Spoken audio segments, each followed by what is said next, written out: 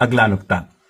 सूरह बकरा में आता है कि हम जिस आयत को चाहते हैं मनसूख कर देते हैं और उस जैसी या उससे बेहतर आयत नाजिल कर देते हैं। मैंने पूछा था इसका मतलब हुआ कि कुरानी आयत जो हैं वो मनसूख हुई हैं। नन बयो मशहूर इतराज दे दावे जवाबात बको او دا اعتراض اویس اقبال چې مشهور ملحد دی د هم اعتراض کړی دی په قران کریم د درش اعتراضات کړی دي الحمدلله دا غي موږ دا جواب کړی تقریبا 600 صفحې کتاب دی الحمدلله خو بس شای شوی نه دعا کوي چې الله رب العزت وسایل برابر کړي شای د بسلورم نمبر باندې دا اعتراض کې د الفاظ داسي وي ماضی حال اور مستقبل کا علم رکھنے والا اللہ ایسی آیات نازل کیوں کرتا تھا جو اسے بعد میں منسوخ کرنا پڑی کم الله تعالی چې د ماضی او د حال او د مستقبل د علم نه خبر دی نو د داسې کلام ولې نازل کړو چې بعد کسی شي منسوخ وي او د هغه وضاحت الحمدلله موږ کړی دی دا موږ مخکې په مقاله د رد الالحاد کې الحمدلله درې کاله مخکې موږ دا شایع کړو سناسه وضاحت په ان شاء الله دې کې اوس کوو د منسوخ آیات مطلب دا نه دی چې داس د کې څه نقص دی دا کوم آیاتونه چې منسوخ کړي دي په دې کې مصلحت دا چې دې کې د مسلمانانو فائدې دي لکه اول آیات موږ ته حکم دا چې تاسو بیت المقدس ته موږ کوی څه کوي بیت المقدس ته کوسه پورې موږ موږ کول اول به موږ ته يهوديانو په غوړه کول به مولدین را کول چې لا شي ځان له قبله خو پیدا کوي کنه تاسو د يهوديانو قبله ته موږ کوي اول دا حکم وګوره اول دا حکم کوي انسان به روغ جوړو د باندې به رمضان روزه رااله نو د به فدیه ورکولې شو کو روزه به نیوله به دا حکم ته منسوخ کته روغ نو د کې ثواب ډیر دی چې ته روزه ونیس ته سوچو کا اول دا حکم چې ته په رمضان پښکو کې هم د خځې سره سره شي کولې مباشرت او کورواله نشي کولې ته سوچو کا سونه سختي په دې حکم کې بعد کې حکم ګور راو چې تاسو د شپې څه کولې شي خپل هغه جایز خواهش پوره کولې شي نو دا خبره غلطه ده د ملحدینو شرع موږ ملحدینو ته وایو حکیم دا نه دی چې همیشه یو نقصه ولیکي حکیم دا دی چې د هر وخت لپاره نقصه لیکلو باندې قادر وي الله تعالی په دې باندې قادر دی نو موږ وایو د ناسخ او د منسوخ معنا ده چې مخکینه حکم ختم شو اوس نوې حکم جاری شو مثال په تور د بیت المقدس موږ ذکر وکړو کچره بیت المقدس ته اوسه پورې موږ موږ کولې نو د يهوديانو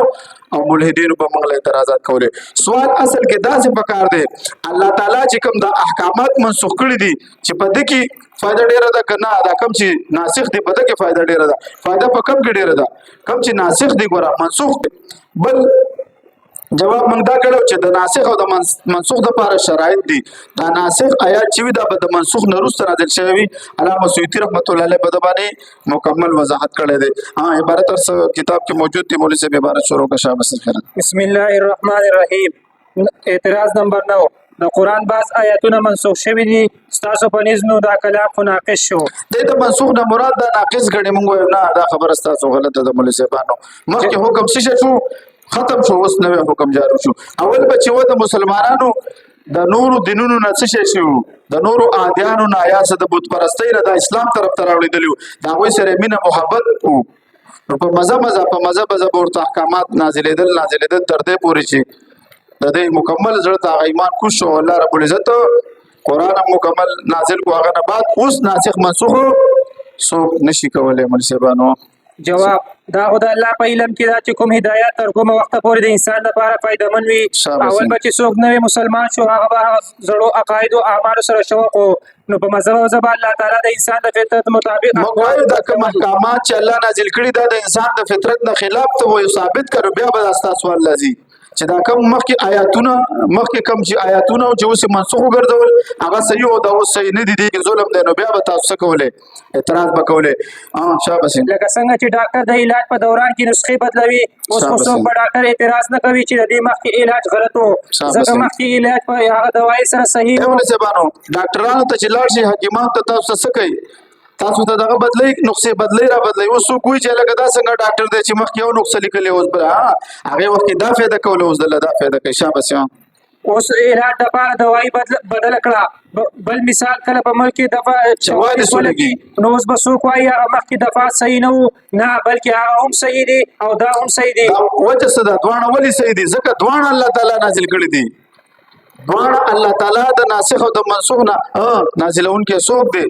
به د ناسخ او د منسوخ په اړه کې او بعض آیاتونه د ازدی بوله زبانو چې دا صرف تلاوت منسوخ شوی دی او د بعض آیاتونه د ازدی چې هغه څه دي حکم او تلاوت دوانه منسوخ شوی دی بوله زبانو بل پته کې د ناسخ او د منسوخ یو غټه وجه دا هم ده علامه سیوطی رحمت الله علیه او د نورو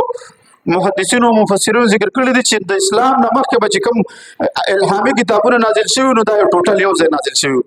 لکه تورات چې نازل شو نو د موسی علیه السلام بایبل کې لیکلم دي کتاب پیدایش کې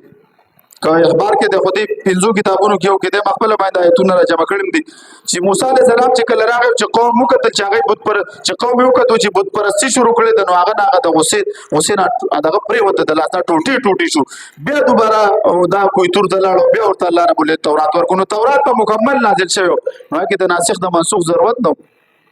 کدا به شانته کې زبور دی او په انجیل له چسونه صحائف دي قران کریم تدریجا لګ نازل کېدو نو په د انسانانو د طبيعت مطابق او د فطرت مطابق نو ځکه د ناسخ او د منسوخ دا شکر دی چې دغه د ناسخ او د منسوخ آیاتونه نازل شوي مخکنی حکمونه د لزل سته عثمانه هغه سختي او موږ دوه سم بل نشو کولای لکه اول صرف دا خبره واله صرف دا رمضان میاشت د خپل خو سره او دا نور ګډ څومره مثالونه دي لکه اول به د جهاد توتلو کې بسو حکم وکړه چې ټول بوزي کما آیات انفرو خفافا وثقالا او دا نور آیاتونه ګڼ آیاتونه دي بیا حکم راغی چې نه نو ګور اول به یو حکم په مزر نازل شوی دی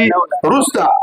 دا روستا چې کوم حکمونه نازل شوی دي کې زمنګ څه شره زمنګ پکې فائدہ ده ستاسو به اعتراض هغه وخت کې صحیح وي کده کې زمنګ سوي